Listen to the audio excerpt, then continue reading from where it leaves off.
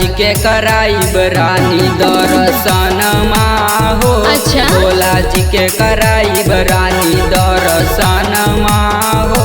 पिया कोइले बानी सवारी हमर खिलल बा मनवा हो।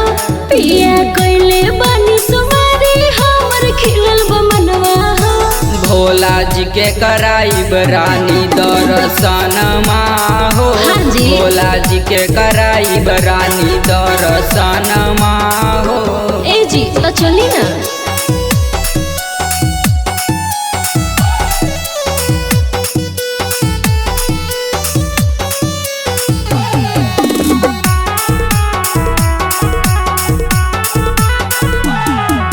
सुन ले ही ए भोले बाबा हखिन बड़ी दानी जी। सब का के हर ले हखिन दुख परेशानी जी।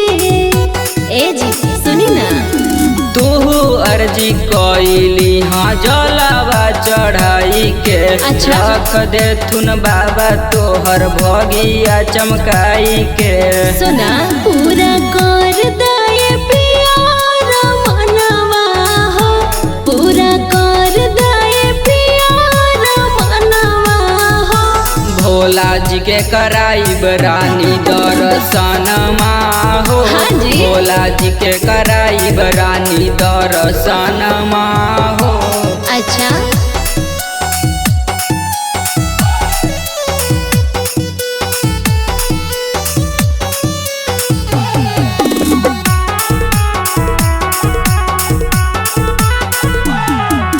माधव मोना मोहन पिया मानीला कहनवा।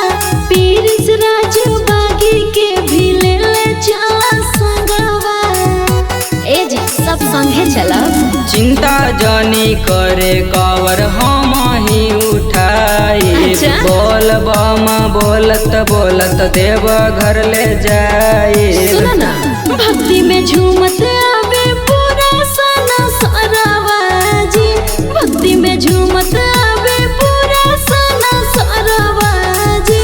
भोला जी के कराइब रानी दर्शन हो। हाँ जी। भोला जी के कराइब रानी दर्शन हो। ए जी चली चली।